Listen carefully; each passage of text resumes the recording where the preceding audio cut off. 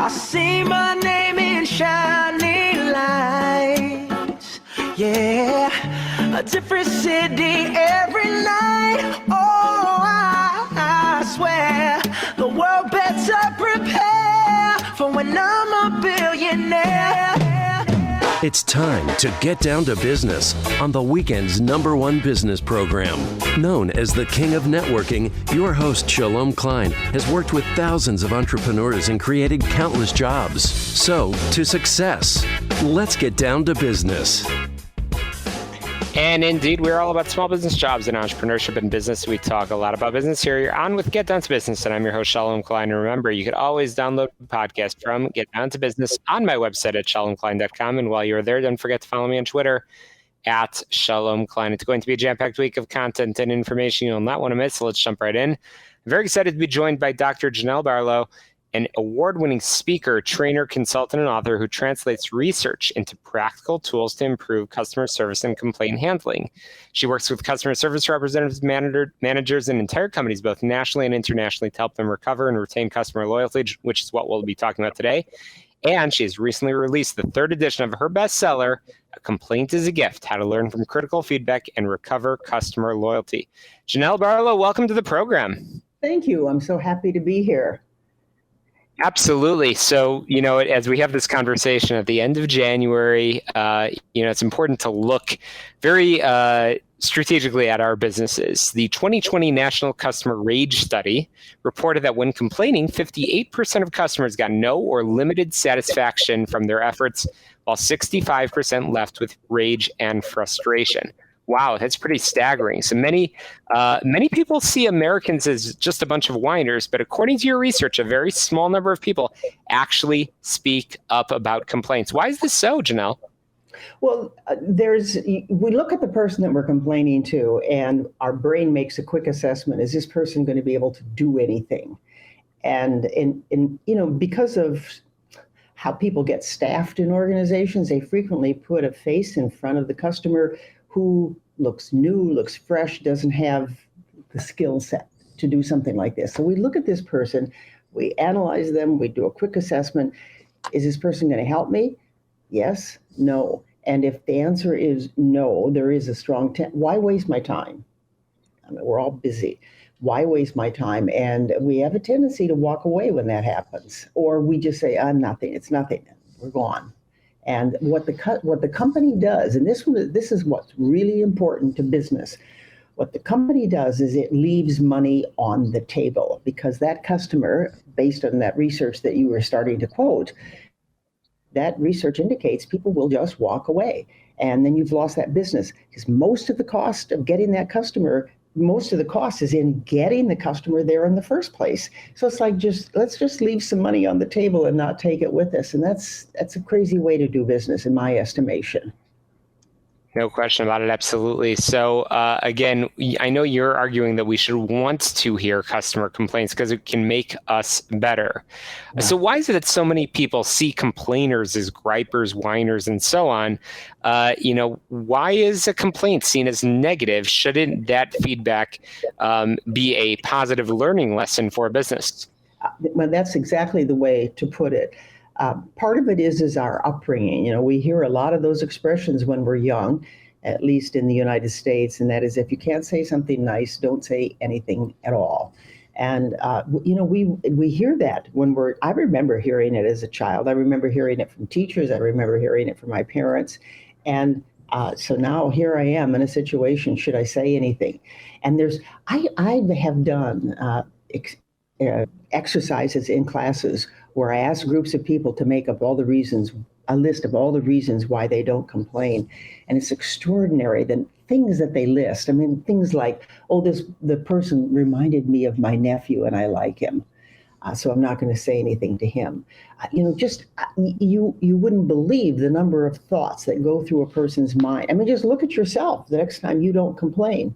I don't want to make a fuss. I don't want to be in front of people and seeing that I'm upset. Whatever. It just goes on.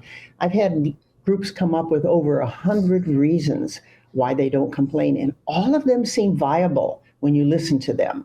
So that's why they're not complaining. Absolutely. Again, I'm chatting with the author of A Complaint is a Gift, How to Learn from Critical Feedback and Recover Customer Loyalty. That's Dr. Janelle Barlow, an award-winning speaker, trainer, consultant, and author. And certainly, you talk in your book a lot about emotional intelligence as an important component in handling complaints. So how can businesses expect their frontline staff to be emotionally sophisticated when so many are taking these types of jobs as their first work experience? How can you set them up for success? Well, they really, if that's the case, they really need some training. They need some education, and they need education in emotional intelligence, how to show empathy, how to ask questions. But most importantly, it's in the title of the book, A Complaint is a Gift. What do we do when we receive a gift? Well, our natural inclination, even if we don't want that gift, even if we look at that gift that somebody has given us and think, who can I re-gift this to? Or I wonder, did they really pay for its full price or whatever? All the thoughts that we might have about this thing that we don't want. And well, thank you. That's our attitude. It's not really very positive. But if we get a gift, if we really understand the importance of that gift and what that means to that person who's giving it to us, we're likely to say, my gosh, thank you so much. This is wonderful. You shouldn't have. This is really wonderful. I love this. I love this. I mean, you're not going to say it that way to a customer, but to a customer, it sounds like this. You know what? That shouldn't have happened. We're better than that. I want to thank you for letting us know, because it's the only way that we can improve. And what you're not saying is it's the only way you can keep their business too. And that's why we really need to adopt that mindset. I mean, completely, that the only thing that's going on in the mind is, this is a customer who's giving me feedback, so I have an opportunity to keep them. And the research is quite clear. Not only can you keep them, but you can keep them for the long haul. They become loyal customers for you. And why wouldn't any organization want that after you've spent all that money getting them there? That's Absolutely. And we were just chatting offline, Janelle, about the change that has occurred in the midst of COVID. We were talking about travel, but certainly so much is happening online these days. What about complaints online? How are they different from complaints in person or on the telephone? And how are they shaping customer choices? Yeah, they are, for sure. Well, people don't have the, when you're standing in front of another person, your communication is different than when you're sitting at your computer typing in a note that's going to go online. So people do tend to exaggerate. They tend to be a little bit harsher when they're online. And obviously, there are some people who are just making things up, but they're a very small percentage. It's about the same percentage as people who cheat while they're complaining, and that's only about 4%. So it's not very much. You have to accept that person at their word. And then what you do is this. Lots of research on this using big data. What you want to do is respond to the negative complaints first, because what happens on all these platforms is once they've had a response, they start dropping down the list, and maybe they get to the second page, and most people won't read into the second page. So you want to respond to the negative ones first, and you want to make as specific a response as you can. If they complain about the bed in a hotel room, you want to respond with that bed in your statement, something about it. And that doesn't happen that often. You'll get these scripted lines that are responses for complaints. And you can tell as a reader, when you look at them, you can tell they have a script that they use here. So, for sure.